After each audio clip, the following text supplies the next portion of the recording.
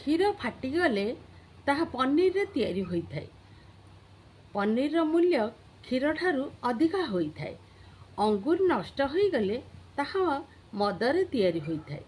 मद अंगूर ठारू ढेर गुण अधिका होइथाय।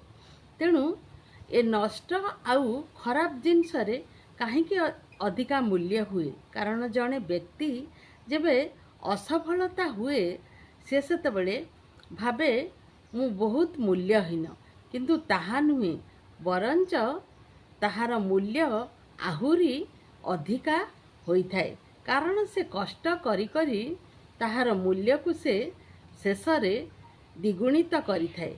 तेणु जेतेबेले असफल हेबे केबे निजकू छोट भाबिबेनी कि कष्ट करिबेनी, बरंच सबुबेले जानिबे आपणकर मूल्य आहुरी अधिका बढ़ीगला।